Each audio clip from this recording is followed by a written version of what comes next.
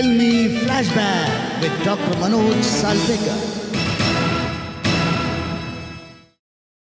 फिल्मी flashback with doctor Manoj सालपेकर। जाना अनजाना फिल्मी यादों का खजाना। जी हाँ दोस्तों, आपका ऑर्गेनिक ऑथेंटिक इंफोटेनमेंट, यानी जिसमें जानकारी भी है और मनोरंजन भी। दोस्तों, हमारा पिछले हफ्ते आपने 25वां भाग देखा। 25 भाग इस कार्यक्रम के आपके स्नेह, आशीर्वाद और प्रोत्साहन के कारण हमने पूरे किए हैं, और ये सफ़र इसी तरह आगे जारी रहे। इसलिए फिर एक बार आपसे गुजारिश है कि आपके लाइक्स, आपके कमेंट्स, आपके शेयर्स इसी तरह शुरू रहें, बढ़ते रहें, और हमारा भी प्रोत्साहन होते रहे और आपको भी अच्छे से अच्छी जानकारी मिलती रहे। दोस्तों, जीवन में सबको जैसा चाहिए वैसे मिलता नहीं है। यूं कि एक तरीके से ये कह सकते हैं कि तकलीफ़ें ही ज़्यादा होती हैं हर एक की ज़िंदगी में। लेकिन इन तकलीफ़ों के सामने सरेंडर होना ज़िंदगी नहीं होती, बल्कि इन तकलीफ़ों से आगे निकलकर जीवन में अपने सफलता के रास्ते पर चलना, इसे जीवन की सार्थकता कहते हैं। आपको आज हम एक ऐसी अदाकारा से मिलवा रहे हैं जिसकी ज़िंदगी में बचपन से लेकर आखिरी तक सिवाय तकलीफ़ के, दुख के, उपेक्षा के कुछ भी नहीं था। लेकिन जिंदगी भर वो लोगों को हंसाती रही। हम बात कर रहे हैं हिंदुस्तान की सबसे पहली हास्य अभिनेत्री टुनटुन की। जी हाँ, टुनटुन जी का मूल नाम था उमा देवी खत्री। उत्तर प्रदेश के एक छोटे से गांव में इनका जन्म हुआ था। लेकिन जब वो 2.5 वर्ष की रही होंगी तब उनके माता पिता दोनों का इंतकाल हो गया। उनके भाई हरि ने उन्हें संभाला, और वे जब 5-6 साल की रही होंगी तब हरि का भी निधन हो गया। कुछ दिनों बाद उमा देवी को ये पता चला कि उसके भाई हरि और उसके माता पिता, इन सभी का कत्ल हुआ था, उनकी हत्या कर दी गई थी जायदाद के कुछ झमेलों के कारण। और अब उसका कोई नहीं रहा, तो परिवार वाले उससे काम करवाते, घर की साफ़ सफाई करवाते, बर्तन साफ़ करवाते, और यही नहीं बल्कि उसे और जगह काम पर भी भेजा करते थे। यानी छोटी सी उम्र में पढ़ाई तो रही दरकिनार, और ये सारे काम उसके नसीब में आ गए। बार बार उन्हें दिल्ली भेजा जाता था, वहाँ पर कुछ काम किसी के यहाँ, रिश्तेदारों के यहाँ। ऐसे में उनकी मुलाकात अख्तर अब्बास काजी से हुई, और वे दोनों बहुत अच्छे दोस्त बन गए। इसी दौरान एक शौक़ चढ़ गया उमा देवी को, और वो शौक़ था रेडियो सुनने का। और रेडियो पर वो फिल्मी गाने सुना करती थी और ख़ुद उन गानों को गाकर देखा करती थी। उसे ये अंदाज़ा आ गया कि वो ठीक ठाक गा लेती है, बल्कि बहुत अच्छा गा लेती है। 1946 की बात रही होगी, जब 23 बरस की थी उमा देवी, तब वो घर से भाग गई और बम्बई पहुंच गई। बम्बई पहुंचने के बाद उसका एक सपना था कि उसे फिल्मों में गाना गाना है, लेकिन क्या होता है, कैसे होता है, कुछ पता नहीं था। उसकी पहचान हुई अरुण आहूजा और निर्मला देवी से। अरुण आहूजा और निर्मला देवी यानी कि मशहूर अभिनेता गोविंदा के माता पिता। और इन लोगों ने उन्हें बहुत कुछ बताया फिल्मी दुनिया के बारे में। उन्हें कारदार साहब के बारे में पता चला, और वो सीधी धड़क गई कारदार साहब के ऑफिस में। पढ़ी लिखी तो थी नहीं, लहजा था नहीं, मूलतः गंवार थी। तो कारदार साहब के ऑफिस में बेधड़क घुस गई, और कारदार साहब को ही पूछ बैठी कि भाई कारदार कौन है, मुझे उससे बात करनी है, क्योंकि मुझे उनकी फिल्म में गाना गाना है। कारदार साहब को उनकी ये अदा काफ़ी निराली लगी। उन्होंने नौशाद साहब के पास भेजा।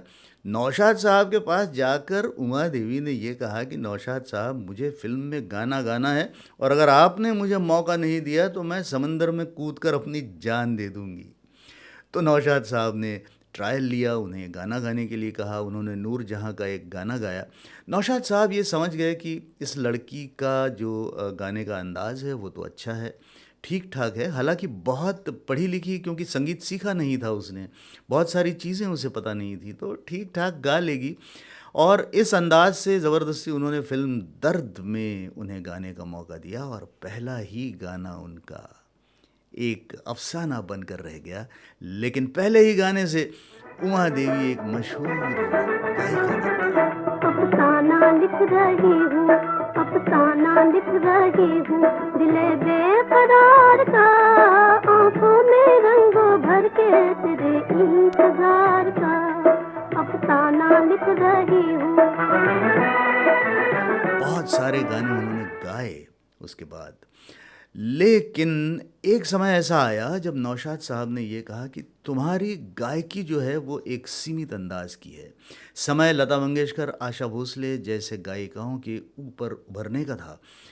उस दौड़ में उमा देवी टिक पाएंगी इसका यकीन नहीं था नौशाद साहब को, और उन्होंने एक बहुत अच्छी सलाह दी कि तुम ऐसा करो कि अभिनय करना शुरू कर दो। ये सुनकर नाराज़ हुई उमा देवी, लेकिन उन्होंने एक शर्त रख दी कि दिलीप कुमार के साथ अगर मुझे काम करने का मौका आप दिलवा दें तो फिर मैं गाना छोड़ के अभिनय करने लगूंगी।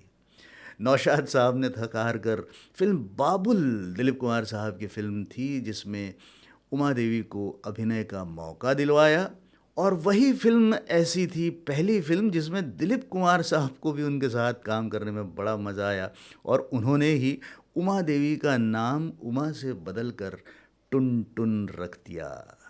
दोस्तों, जब उमा देवी गाने गाया करती थीं उस समय उनकी संगीत की यानी कि उनके गाने की अदा से कमाल अमरोही साहब भी काफ़ी प्रभावित हुए थे, और वो जब फिल्म महल बना रहे थे तब उस फिल्म का जो मशहूर गाना है, जैसा कहा जाता है कि जिस गीत से लता मंगेशकर को पहचान मिली, वो गाना पहले उमा देवी गाएंगी ऐसा निश्चित हुआ था, लेकिन कारदार स्टूडियो के साथ अनुबंध होने के कारण उमा देवी बाहर कहीं भी गाना गा नहीं सकती थी, इसलिए वो मौका उनके हाथ से जाता रहा। फिल्मों में, बहुत सारी फिल्मों में काम किया उमा देवी ने टुनटुन के नाम से। गंवार थी, पढ़ी लिखी नहीं थी, बोलने का लहजा नहीं था। दोस्तों, ज़िंदगी में एक औरत के लिए सम्मान सबसे बड़ी चीज़ होती है, और टुनटुन को अपनी ज़िंदगी में सम्मान कभी नहीं मिला। सम्मान नहीं मिला इसका मतलब ये कि जो भी किरदार उन्हें मिलते वो ऐसे ही हंसी मजाक के फूहड़, कहीं गंवार हों, कहीं खबक्कड़ हों, कहीं उसके कपड़े पर ध्यान नहीं, कहीं मेकअप नहीं, कभी सिर्फ खाते हुए दिखाया जा रहा है, कहीं लगभग पागल दिखाया जा रहा है। तो ऐसे छोटे छोटे अभिनय करके उन्होंने अपना जीवन यापन आगे शुरू रखा। हालांकि उनका विवाह हुआ था अख्तर अब्बास काजी के साथ में, जिनसे उन्हें मोहब्बत हुई थी, और वे उन्हें प्यार से मोहन कहा करती थीं। ढेर सारी फिल्मों में काम करने के बावजूद टुनटुन को कभी ऐसा बहुत बड़ा रोल या बहुत बड़ी भूमिका, बहुत बड़ा सम्मान ऐसा कभी नहीं मिला। हालांकि ऐसा कोई भी बड़ा निर्माता, निर्देशक या अभिनेता नहीं होगा जिसके साथ उन्होंने काम नहीं किया। लगभग 50 वर्ष का उनका फिल्मी करियर, जिसमें लगभग 200 फिल्मों में उन्होंने काम किया। 1990 की फिल्म कसम धंधे की ये उनकी आखिरी फिल्म थी, और उसके बाद उनकी तबीयत भी थोड़ा उन्हें साथ नहीं दे रही थी। 2 बेटे और 2 बेटियों की माँ टुनटुन ने अपनी घर गृहस्थी भी बखूबी संभाली, और 2003-24 नवंबर को वो इस दुनिया को छोड़कर चली गई। ज़िंदगी में दुखों का अंबार बहुत था, लेकिन हमेशा लोगों को हंसाने का काम उन्होंने किया। जिंदा दिली तो ऐसी कि एक इंटरव्यू था, लगभग 75 वर्ष की रही होंगी वे तब। मशहूर अभिनेता टॉम ऑल्टर ने एक इंटरव्यू में उन्हें आमंत्रित किया, तो उस इंटरव्यू में टॉम ऑल्टर उनका इंटरव्यू लेने के बजाय उन्होंने ही टॉम ऑल्टर का इंटरव्यू ले लिया। ऐसा जिंदा दिल उनका मिजाज था, ऐसा काम था, और ऐसी बिल्कुल बिंदास्त तरह की उनकी जो अदा थी, उसके कायल हुए थे सब फिल्मों के चाहने वाले। अच्छा, आज का मौजू है फूल, जो किसी जमाने में आप भी हुआ करता, नहीं किसी जमाने में नहीं, अब आज भी फूल है। काहे का फूल हूँ? गोभी का। ऐसा बोल रहे हैं वो तो कोई झटपट सुनेगा कि गोभी का फूल है तो उठा के ले जाके भाजी बना देंगे मेरी। चमेली बोलो, गुलाब बोलो, अरे और हजारों फूलों के नाम है जिनका रंग एक ही है। आप तो ये बताइए क्या जी? कम साहब, आपकी, अच्छा आप उल्टा मुझसे पूछ रहे हैं? हाँ, आपकी शादी हो गई? क्यों? अरे इससे पूछने में सब हाथ में लड़कियां डंडा है तो इस तरह के नहीं नहीं, ये डंडे को भूल जाइए। ये हाय, हमको देखो ना, देख रहा शादी हूँ। हो गई। हो गई। अरे, फिर आगे पूछे ना। अब आगे क्या ठेंगा पूछूं? मान ना मान लो जी, मैंने सोचा था शादी। दोस्तों, ऐसे बहुत सारे लोग होते हैं जिनकी बहुत सारी तमन्नाएं होती हैं, बहुत सारी चीज़ें वो कर भी लेते हैं, लेकिन जो भी करते हैं उसका जितना उन्हें रिटर्न मिलना चाहिए, जितना लाभ उन्हें मिलना चाहिए, उतना मिलता नहीं है। अपने दुख अपनी तरफ होते हैं, बावजूद उसके लोगों को हंसाना पड़ता है।